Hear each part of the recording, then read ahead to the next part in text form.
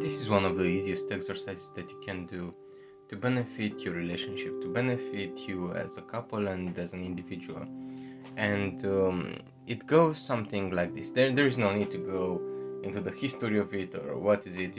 It's quite simple. We all have our grievances and we all get upset with our partner. But the problem in a relationship is that if you are complaining often, if you are having negative interactions, you at some point may get a person stop loving you in layman terms, right?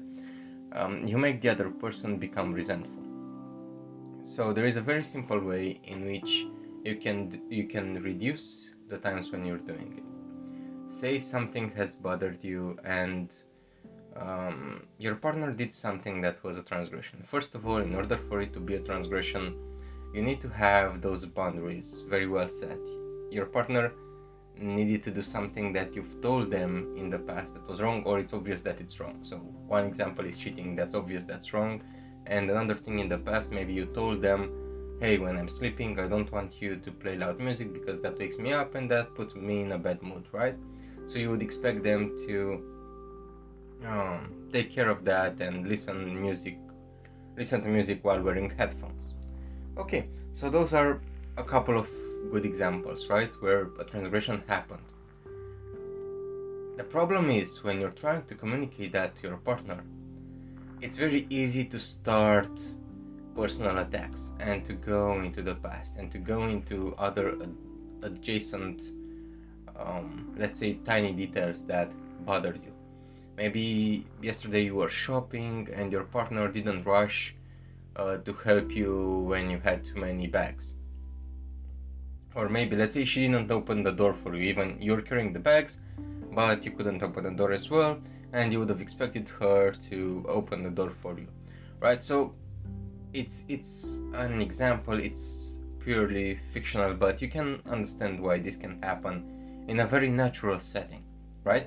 And it's very easy to go into this rant to say, oh, you're not doing this, you're not doing the dishes, you're not cleaning up, the bathroom is a mess, the wardrobe is a mess as well, I'm the only one that's walking the dog, I hate your snoring, and all of those things, right? And it snowballs from a tiny instance where you're communicating something that really bothered you into a huge, massive argument, which has a really good chance of ending the relationship. So what do you need to do? Is you go into a room and you say, okay, you know what? You did something that has bothered me or that has hurt me, and I need some time off. And you start doing that rant in a room where the other person cannot hear you, obviously, right? And let's say both of you separate, one is in the living room, one is in the bedroom, and you both start doing chores or whatever. And you record yourself on a 2 or 3 or 5 minute rant about the other person, right? And once you do that, once you're finished, you've let it all out, you sit down, put your headphones in, and listen to yourself. And each time when you want to interrupt yourself and say, oh, but actually, you know what, maybe I was too harsh there, or maybe that was uncalled for, or that was not something that I wanted to discuss now, but I got into the heat of the moment. Those are things that you don't have to share right now with your partner, right? Maybe you have to share them in another session of talking, but when you go and reunite with a partner, let's say 30 minutes passed, and you reunite with your partner, that's helping you not to become aggressive and not to go into that personal attack, right? Because if a person hurt you, you might have this natural instinct of hurting back, or of being very mean-spirited,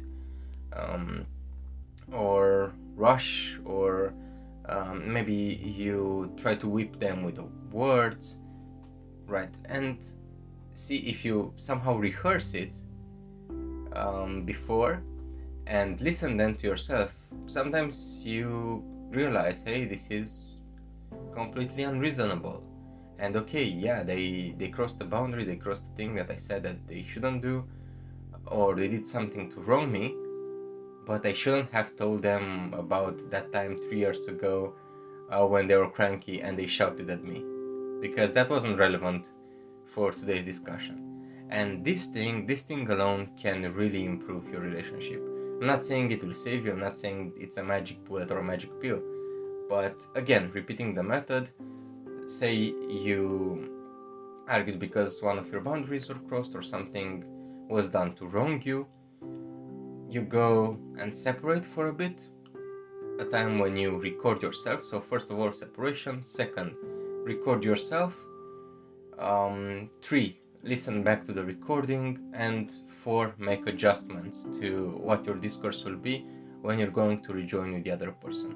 And this can happen extremely natural. You can always say, hey, you know what, I need a break for 10 minutes. And most couples will understand the need to just stay separate for 10 minutes.